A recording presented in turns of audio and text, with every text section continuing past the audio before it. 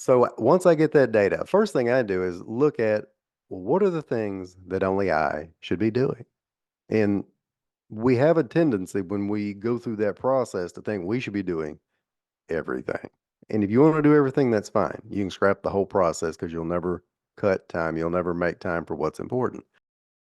You are listening to Amplify Your Success Podcast, episode 378. And today I've got a guest joining us to teach you how to thrive in your business with a 4-day work week. You ready for this? Let's get started. Welcome to the Amplify Your Success Podcast. Get ready to ramp up your revenue, amplify your impact, and make your mark in the world. This is the show for experts, thought leaders, and service professionals who want to shatter their limits and achieve that next level. You're going to find out from other experts and influencers how they made it. Now, let's get amplified. Hey there, inspired entrepreneurs and business leaders. It is your host, Melanie Benson, authority amplifier and possibility igniter for experts just like you, ready to experience 5- and 6-figure months in their business. Now, today we have a special guest joining us, and we're talking about something that really ties into productivity, into prioritization, but also a strategy of how to work a 4-day work week. And it was a really interesting conversation because it reminded me of a decision I made many years ago. I was probably like 16 years ago, where I wanted to have a multiple 6- and 7-figure business, but I also didn't really want to recreate the job that I had when I was working in corporate America. So I decided to go on the adventure and play the game called, what would it look like if I created a multiple 6 and then eventually 7-figure business, but only work 4 days a week. And those 4 days a week would be like 7 or 8 hour days, not 12-hour days, right? And so that became the exploration. I talk with my guests a little bit about that and what I learned about myself, what worked, what doesn't work. And I found that I'm kind of at a 4.5-day week, 4 days when things are light, 4.5 days when I've got a lot going on. Just to be fully transparent, like, this does not have to be in concrete. This can be something that ebbs and flows with your life. But I think the point is, many of us are looking for a way to balance our business with other really important factors in our life. And I think that when you look at like what holds you back from growing, from taking a bold leap in your business, from like making a greater impact, sometimes, some people may have a little bit of a story or a conflict or a limiting belief that it's possible. Well, our guest today is revealing how it was possible for him.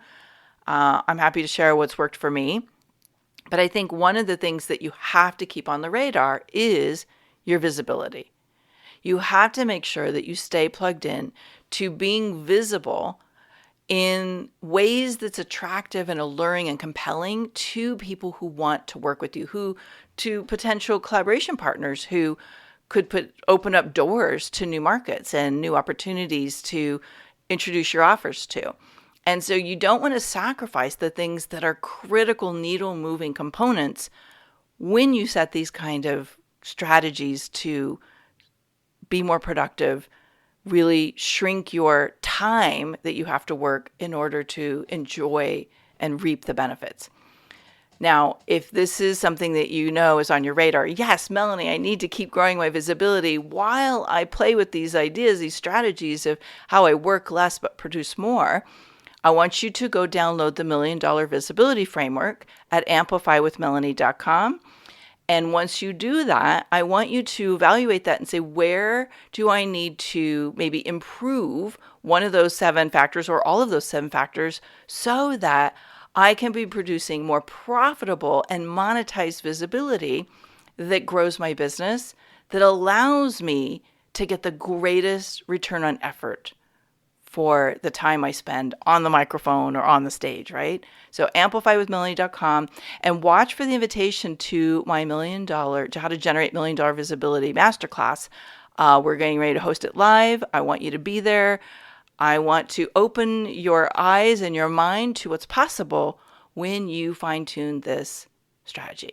Okay, so amplifywithmelanie.com. Now let's get into today's episode. Well, welcome back, amplifiers. I hope you are curious. And as a matter of fact, I hope you are more than curious, but you are just intrigued with the idea of enjoying a 4-day work week.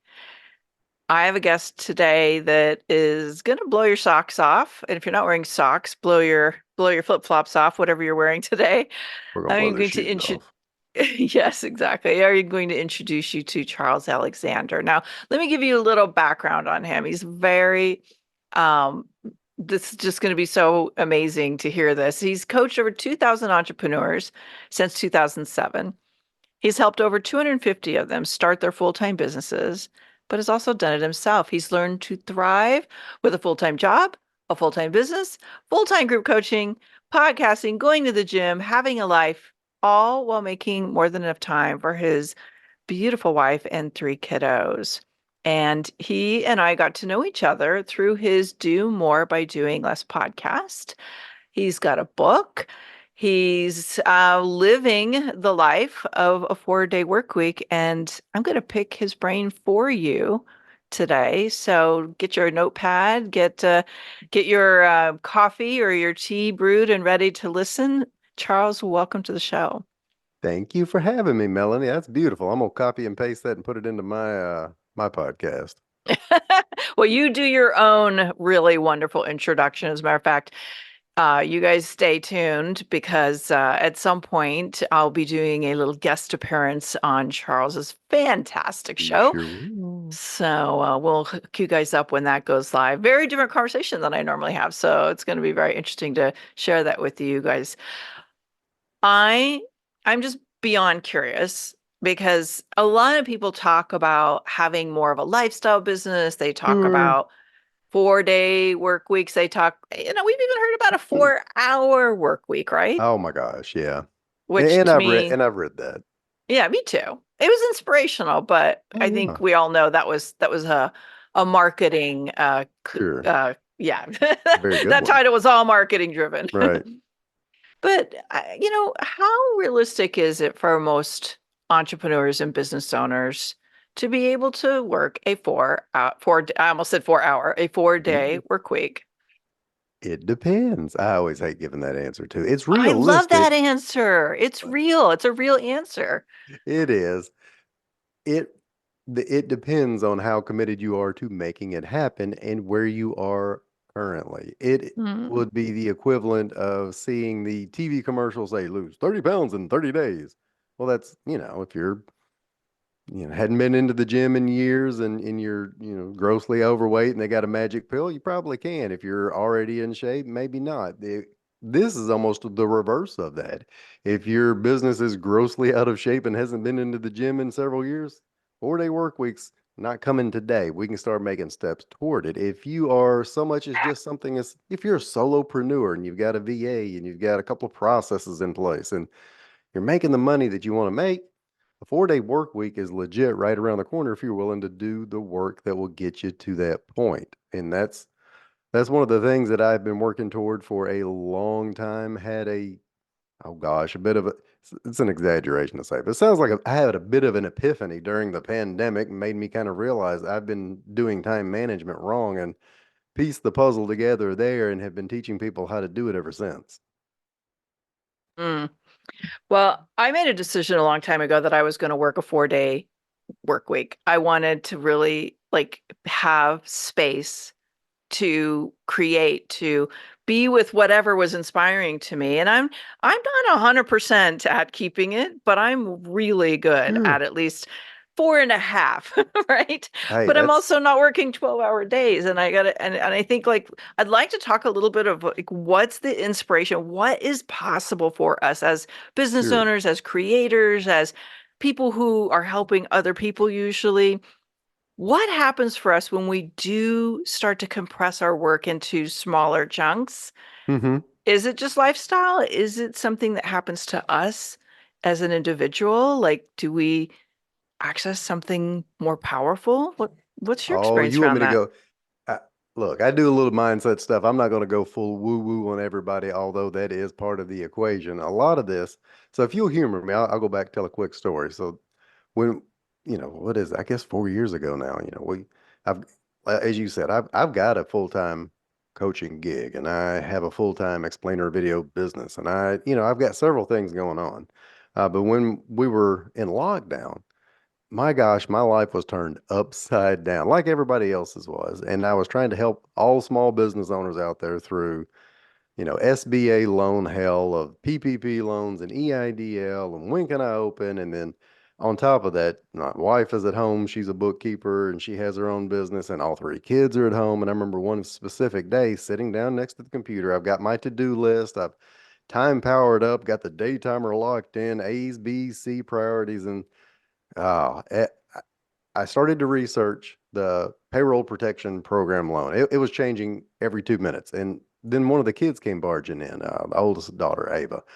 Daddy, I can't get into Google Classroom. What's Google Classroom? I don't know, but you have to help me. So I'm becoming a homeschool teacher. I go help her. I come back and then I start doing my research again. And then I go to LinkedIn and it causes me to remember that, oh, that's right. There was an email. So I'm skipping around all over the place. And then my middle daughter, Lily, comes barging in. Daddy, the iPad won't work. Something's wrong. So I get out of there and "Here, you've got to plug it in, darling. It's not charged." Okay. And then we get it plugged in. So I go back. And I'm going through the steps again and I'm jumping around all over the place, task to task. And finally, my second grader comes in. Daddy, I need to get on Zoom. What's Zoom? And if you ever want to see the most hilarious thing known to mankind, watch 20 second graders hop onto Zoom for the first time ever. And it is bananas. So either way, got him out, locked the door. And then I realize as I'm skipping around, I go from my email to my phone to text message, and I'm not sticking to one point ever. I don't need the kids to interrupt me. I do a perfectly good job all on my own. And from right there, I started digging deep, doing research, figuring out how am I going to undo this? Because this is not sustainable. I read Cal Newport's great book, Deep Work. Anybody who's ever listened to anything he's done is fantastic. And I started reversing how I had put everything together.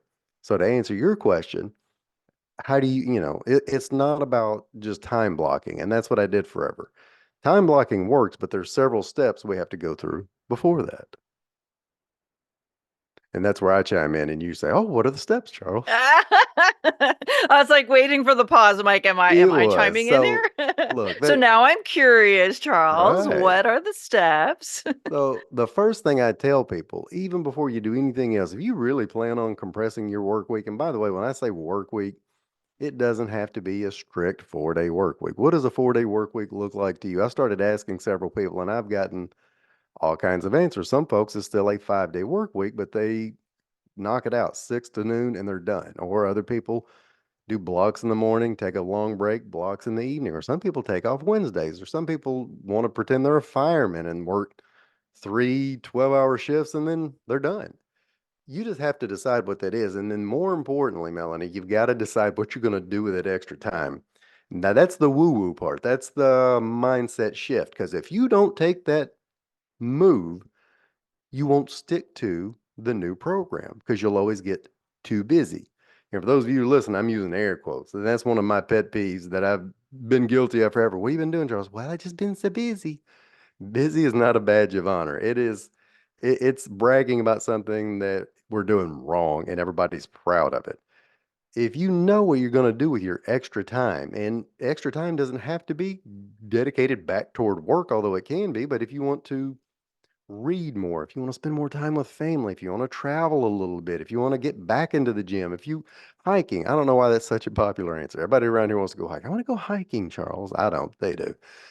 Figure out what that is, visualize it, think it through, picture yourself on it. And then once you hone in on that thing, then we can start making the rest of the moves. Because if you don't know what that is, and an emergency pops up, a fake emergency, where a client is quote unquote upset or an employee disappears or the phone rings, and suddenly you're making a trade against nothing. But if you think about, oh, I'm not going to get to go to the soccer game this weekend if I do this, you'll know, okay, now it's time to make some tough decisions. So those are the first couple of things. Figure out what you want that extra time to look like. And once you do, then we can start figuring out the rest of the moves.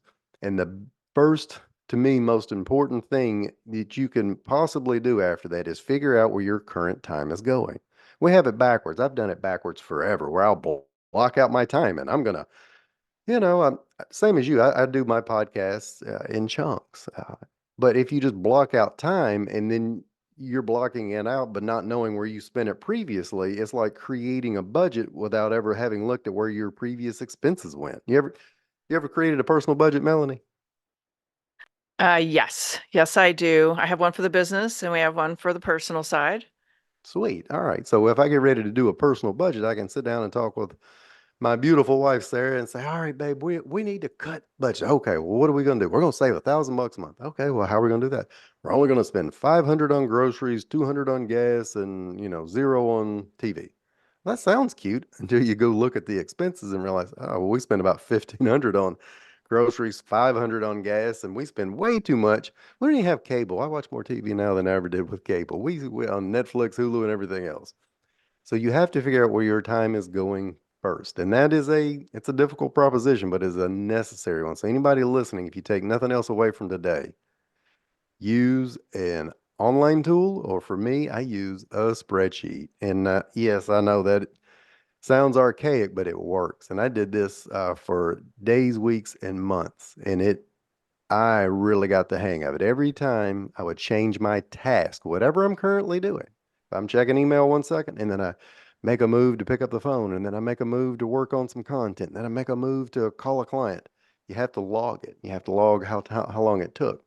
Now, the purpose of that is that when you get to the end of a period of time, 2 days, a week, a month, you can go back and look at all the tasks. And that's why I like a spreadsheet. You can sort a spreadsheet, and there's a ton of online tools. I think Toggle is one, Clockify is another. Quite frankly, I'm done learning new apps that I know I may or may not use. So I know how to use a spreadsheet. So you can kind of categorize those items. And then once you categorize those items, you can start looking at what are we going to do with them? And that's where the fun begins. Hmm. So let me recap. We're talking about how to really make this shift happen. Like this is not just a dream, but the reality. And one of the things you've got to do is reverse engineer into Correct. really knowing what should be in those 4-day work weeks or 3-day work weeks or whatever your pleasure is. Sure. And you want people to track what you're already doing. Now, I have a suspicion I know what happens next, but I really want to unpack this a little bit deeper. Like, what do we do with that data that helps Right. us get to that 4-hour work week? So you've got the information. You know what you want to be spending your time on. You know you don't want to be checking your email at 9 p.m. You know you don't want to have one more argument with the spouse over who's going to pick Johnny and Susie up. You know you don't want to stare at the dishes in the sink for another hour. So once I get that data, first thing I do is look at, well, what are the things that only I should be doing? And we have a tendency when we go through that process to think we should be doing everything. And if you want to do everything, that's fine. You can scrap the whole process because you'll never cut time. You'll never make time for what's important. So I always look at it from a point of view of, what are the 3 or 4 things that if I do really well, that makes everything else fall into place? What are the things that if I take care of in my, oh gosh, I'm trying to use a different term than zone of genius. I'm reading The Big Leap right now from Oh Gay yeah, so Hendricks. it gets Great stuck in your book. brain, right? Yeah, And but like what are your it's higher ROI activities, right? there you go. What are the Yeah. things? What is the biggest bang for my buck? Zone of genius. So, for some of us, I have to be the one that creates the content because it has to mirror my thoughts, feelings, and actions. Or I have to be the one that does the podcast. I have to be the one that does the sales calls. In most cases, I do not have to be the one that creates the product or performs the service. I don't have to be the one that does data entry. I don't have to be the one that hits reply to everything. So find your top priorities. Quick, quick story. Had it, Another book, but a great book. The Power of Habit is where great story about Alcoa, an aluminum manufacturer, hired in 1989, Paul O'Neill to come in and get the business turned around. They were only a $3 billion company and they wanted to grow. And his whole focus was safety. And this really upset him. Safety is important. I mean, who's going to argue against safety? But he knew that if they focused on safety, it would make everything else fall into place. If you have a safe work environment, you have happy employees, you have higher production, you have lower turnover, you have lower lost time due to shutdowns. It just had this ripple effect. And by the time he left, they were a $27 billion company. So, what is your safety? And don't pick cop out things like, well, it's just gonna be good customer service, or I'm just gonna be the best at what I do. That's what everybody says. But there's a few things that you should be doing. Find your priorities. These are the stones, not the pebbles, not the sand. A different analogy. You guys have heard that one. So once I find my priorities, I set them aside. How long do they take? When should I do them? When is my best energy throughout the week? And then that's what you block that time off. Then everything else, we got some buckets to put those in. Yeah, I'm loving this so much. This is speaking to my organization brain.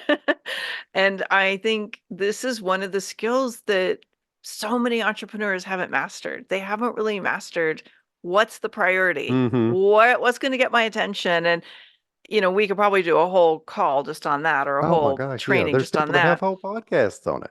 Oh, yes, that's true, right? You know what I want to do though is I'm always like I've had these conversations with entrepreneurs over the years, and inevitably they know what they need to be doing. They know what that this would actually serve them. They want to have some free time. They want to have space to be creative. They want to have more life at the end of their week instead of Right. a constantly growing task list that never ends.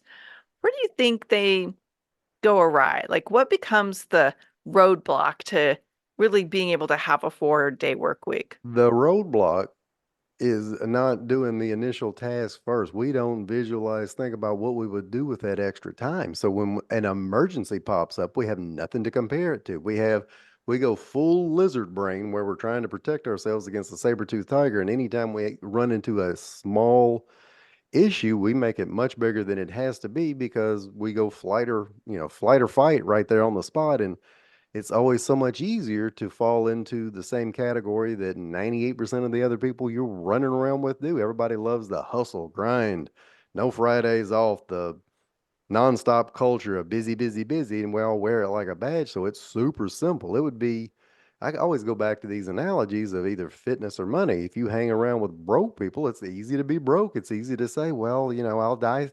I don't want to die with money in my pocket. And meanwhile, you're not able to, make mortgage payment or pay for, Ava's dance this month, or, in terms of health and wellness, you can say, well, I'd like to get in the gym today, but it's got so much to do. And everybody else I hang out with didn't go to the gym and, got to die of something, insert haha here. But that's the issue we run into.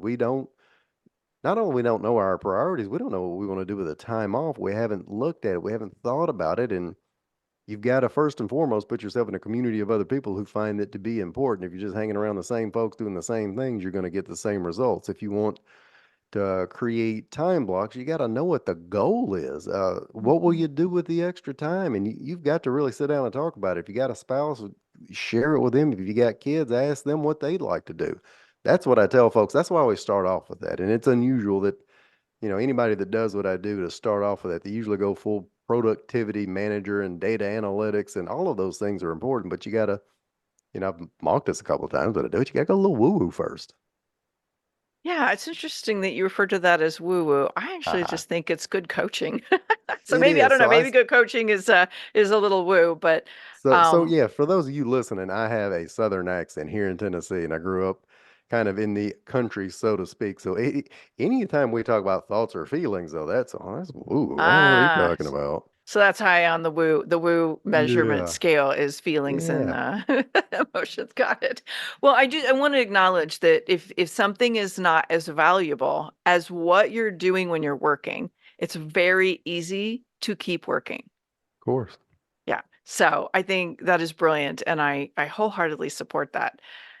And let's just address the elephant in the podcast room here for a second, which is those people who don't have boundaries, who Oh have the my, vision, right? Okay, sure. I know we could probably again do a whole Oh my conversation on this, gosh. Yeah, but and I'm thinking specifically of a coaching conversation I had many years ago. It was over a decade ago, and it always stuck with me. This woman was so brilliant, so smart, so talented, and could not keep her schedule in place. And so, I call it time creep, or task Mhm. creep. There was always like something creeping into the space that she had committed to keeping free.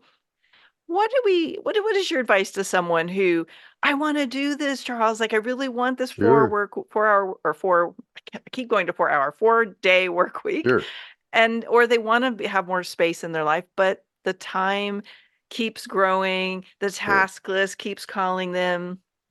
What do they do about The that? first thing we have to do is to have a very honest conversation. We have to sit down and look at what are the tasks that keep creeping up. And when we say tasks, you hit the nail on the head. They don't have boundaries. And in most cases, we don't want boundaries. We like the feeling of being needed.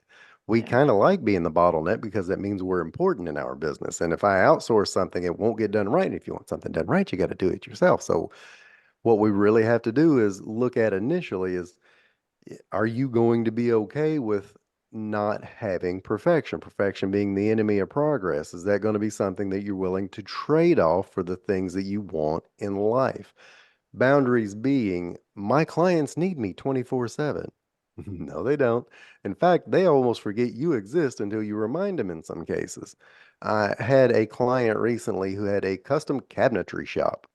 Blew me away the story she was telling me about people texting her at 2 a.m. because they had been up binge watching HGTV, and Chip and Joanna Gaines just had a brilliant idea. And they knew it was okay to check in with her because she would get the text, wake up, and text them back. So in that example, talk to her. Do you like it? Do you want to do this? She had to acknowledge, well, I do want to be there available. And if I'm not available, then they'll go. So look, they're not going to run away and go somewhere else. No one has ever fired the custom cabinet lady because she wouldn't text them back at 2 in the morning. It's never happened. Here's what we're going to do. We're going to run an experiment. For any of you listening, if you want to make a change and you're scared to do it, call it an experiment. I don't know why that's a brain trick, but we like it. So run an experiment. Here's what you're going to do. You're going to create a calendar link. Use Calendly, schedule me, book me, whatever me, and then give that to people. And when they have an immediate question they need right away, have them book time. And you'll find out very quickly that their questions might, in fact, go away. They will respect your office hours the same as you do when you go to a retail storefront. If it says open, you go in. If it says close, you look to see when they're open, and then you go back. You don't run away. And that's what we have to look at. So the emergency client, the emergency employee, the emergency contractor, the non-emergency emergency. Sometimes we pretend we're firefighters. We're not firefighters, folks. And some of these flames, you'll find out if you leave them alone, they shall self-extinguish and your business will still be there when you return. Yeah. I think that is so smart, and really, like, other people, what is that old saying? Like, your lack of planning does not Is not constitute an emergency my on my part, emergency. That's right? It's like, 100% correct. but I think you hit the nail on the head, with your woo mindset, Yeah. way to be there. It's like, yeah, people want to be needed, and And it's you, that's right. People want to be needed. And once you can kind of get over that, or if you decide to get over that, so you've got all these other tasks to do. And people say, well, okay, so then I just make a checklist. No, just look. You can batch some of the like tasks together. You can outsource some of them. You can automate some of them. Some you can just straight up eliminate. Just you quit doing it. See what happens. Remember yeah, what I said? It's an experiment. exactly. The big experiment. Well, you Yeah, mentioned calendar tools, you mentioned automation and correct. systemizing some things, delegating some things. I'm just curious, do you have a rule of thumb on things that should get delegated or Yeah, automated versus, they are important enough to have a sure. human touch behind them? Yes, I do. So what I look at, if you're looking at recurring tasks, we found the high priority items that I block out big time for. And then maybe there's still some that you're not willing to let go. And maybe they don't make a big needle move, but you still have to do them. So you batch them together. We just had this conversation. I batch, and I think you do too, the podcast together. Because once I get in that flow, I want to stay in that flow.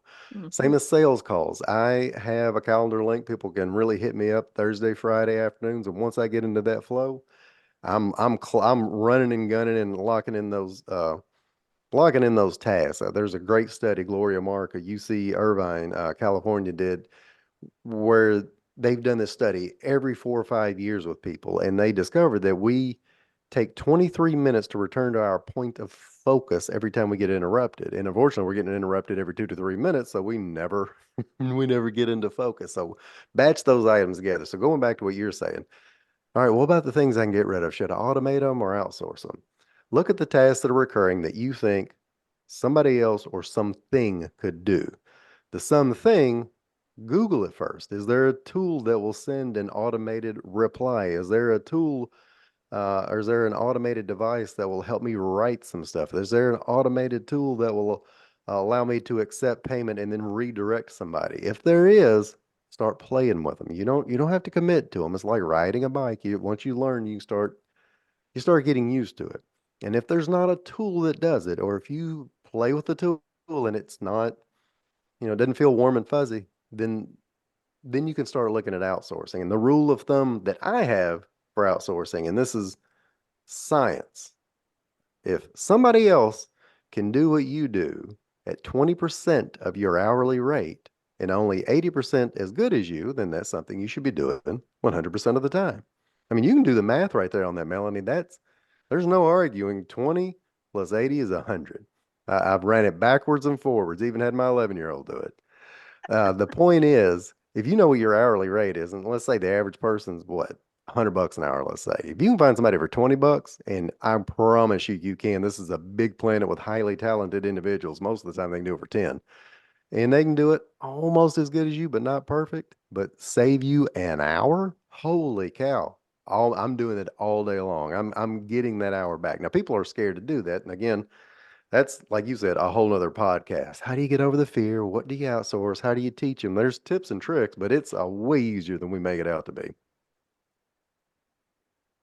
Well, I heard some advice from a very successful millionaire friend of mine many years ago, and it always stuck with me is the price of massive progress is letting go of perfection. Ooh, that's a good one. Yeah, isn't it? And I thought, "Oh, I'm okay with that. Like, I'm okay if it's not done perfect, All right. if we could make progress and I can focus on the things that only I can do." Wait a minute. The buried lead there. You have a billionaire friend? She's a multimillionaire friend, Oh my who was gosh. learning from a billionaire.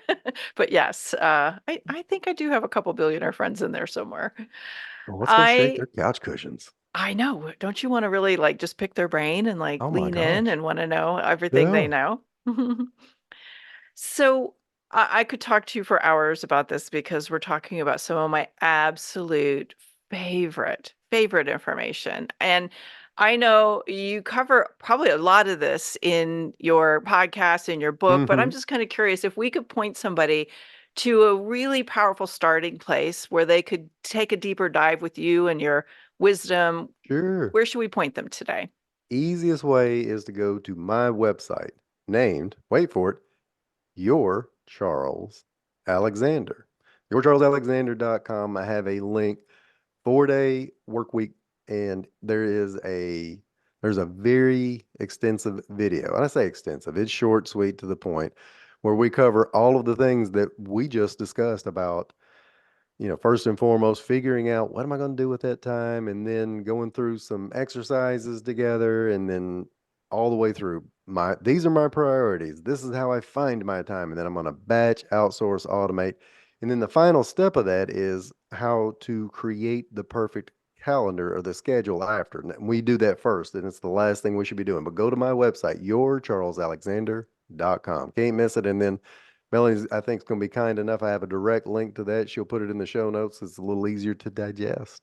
Yeah, we'll make sure that's hooked up for you all. So just look for the resource section and the free video, how to create your 4-day work week. And it's actually a very intriguing video, and there's some great material there. So be sure to check it out. I love asking my guests a couple fun questions here towards the end. I like fun. And I think you know what's coming because you've listened to the show. What would you say is the boldest thing you've had to do to amplify the success of your business? Oh, it's going to stick with the theme of the podcast. So years ago, And this is not going to sound like a bold move, but I can promise you it was for me. So as a business coach, I have for years and years, I was teaching technique, blocking and tackling, some strategy, but not necessarily mindset stuff. And then I finally had to figure out and tackle my own mindset. So I decided, it's been several years ago now, but I would get up before anybody else in the house and I would do things that my friends that I grew up with would probably make fun of, that Melanie would just think, well, yeah, that's normal. We all do it.